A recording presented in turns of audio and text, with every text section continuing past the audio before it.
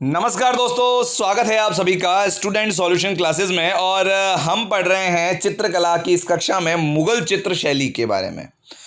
तो पिछला जो वीडियो था उसके अंदर हमने इंट्रोडक्शन लिया था कि क्या मुगल चित्र शैली जो है किससे प्रारंभ हुई है। और मैंने जैसा कि आपको कहा था कि अगला वीडियो जो होगा उसमें हम बाबर और हुमायूं को समझेंगे कि बाबर और हुमायूं के समय चित्रकला किस प्रकार रही है, उसके बारे में अध्ययन करेंगे। तो आइए शुरू करते हैं बिना किसी देरी के। देखिए, बाबर जो है वो 1526 ईस्वी में 1526 एडी के अंदर जो है उसने मुगल साम्राज्य की स्थापना की थी। कब की थी? 1526 ईस्वी में। ये हम पिछले वीडियो में भी पढ़ चुके हैं। बाबर की चित्रकला में बहुत रुचि थी, इंटरेस्टेड इन पेंटिंग। वो पेंटिंग्स में बहुत इंटरेस्टेड था, उसे चित्रकला में रुचि थी।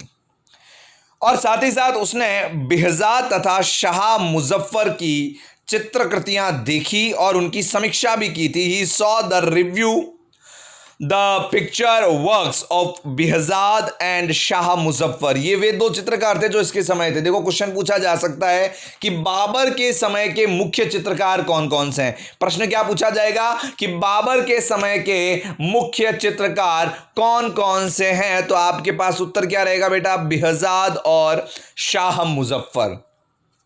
एक और जरूरी बात कि बेहजाद जो है उसे पूर्व का राफेल कहा जाता है। अभी ये वर्ड बहुत चल रखा है ना, राफेल।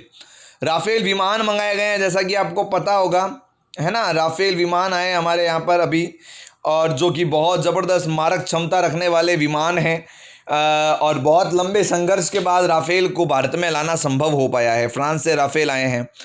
तो ये राफेल है क्या? ये क्या केवल एक विमान का नाम है क्या?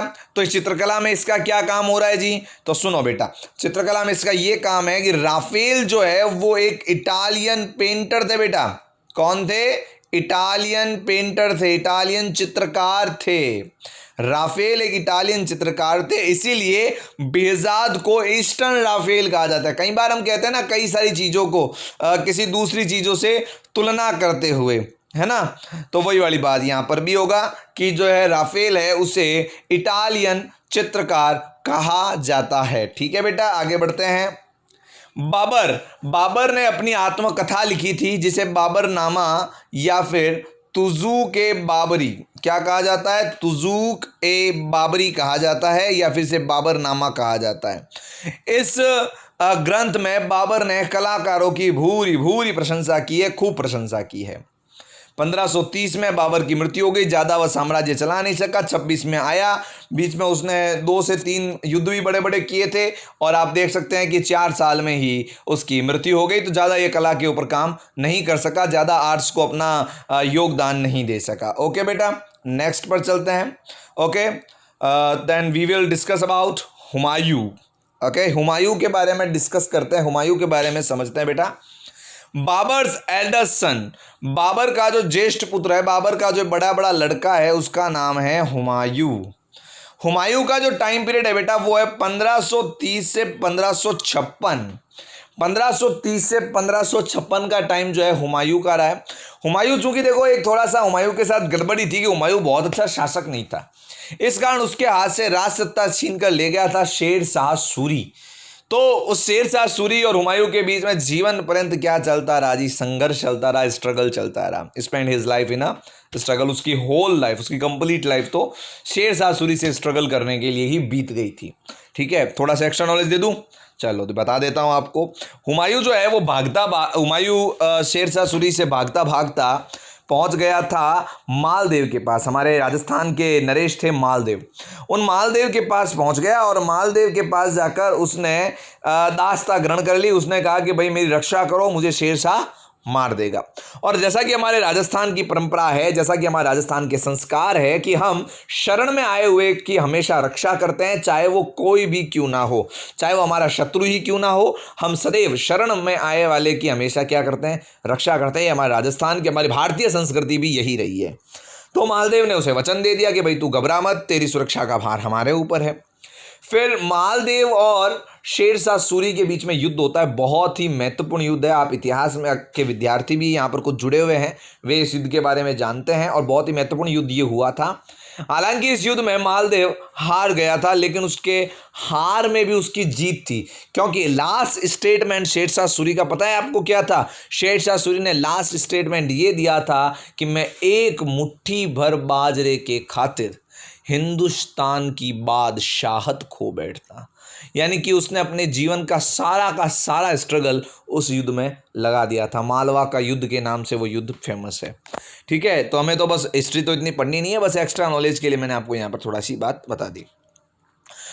हुमायूं जो था वो भी आर्ट लवर था, एकदम कला प्रेमी था, पूरा का पूरा कला के प्रति पूरा उसका योगदान था। वह अपने लश्कर में चित्रकार भी रखता था। अब चूंकि उसके पास कोई सभागार तो था नहीं, तो वो अपनी सेना की छोटी सी टुकड़ी जिसमें सेना के सामान आदि आते हैं उसको लश्कर कहा जाता है। तो उस लश्कर में चित्रकार, कवि ये सब भी हुआ करते थे, क्योंकि भाई दिन भर युद्ध लड़ते रहेंगे, कुछ नहीं करेंगे ऐसा तो थोड़ा बहुत मनोरंजन भी चाहिए होता था। तो ये लोग अपने साथ जो है कवि और चित्रकार भी रखा करते थे। तो ये अपने लश्कर में चित्रकार भी रखता था। He also used have a painter in his Lashkar. Okay बेटा। वह ईरान से मीर सैयद अली जादुई और ख्वाजा अब्दुल समद शिराजी को भारत लेकर आया। वह ईरान से मीर सैयद अली जादुई और ख्वाजा अब्दुल समद सियाजी को भारत लेकर आया। He the Persian master artist Mir Sayyid Ali and Khwaja Abdul Samad Shirazi accompanied him from Persia. बालक अकबर ने इनसे चित्रकला सीखी। Young Akbar also learn painting from them. इस समय जो चित्र तैयार किए गए थे वे पूर्णतः फारसी या ईरानी शैली में थे। ध्यान रखें बेटा, फारसी या ईरानी शैली में थे। इस समय जो चित्र तैयार किए गए थे वे पूर्णतः फारसी और ईरानी शैली के थे। The miniature prepared during this period were the Persian style. ठीक है, अब अकबर ने भी इनसे पेंटिंग सीख ली, होता ही है ना, होम ट्यूशन लगा दी अकबर की भी घर के अंदर ही, जा इनसे पेंटिंग सीखता रहे बेटा, है ना। हाय वे तो है ही है, दरबार के कवि है ही है, शाहजहाँ दरबार के चित्रकार है ही है, इनसे पेंटिंग भी सीख ले। हुमायूं के समय में एक बहुत अच्छी पेंटिंग फेमस हुई जिसका नाम है दास्तान ए Amir Hamza.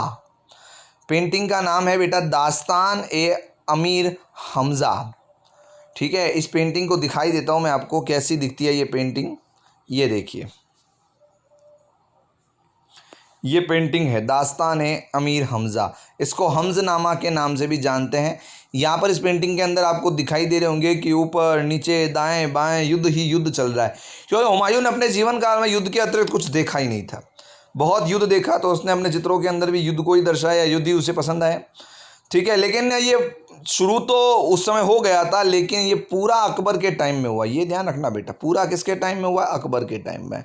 The illustrate of the दास्तान ए अमीर हमज़ा और Hamzanama began under the Humayun but was the completed during the Akbar's reign. Akbar के टाइम पीरियड में वह पूरा हो सका।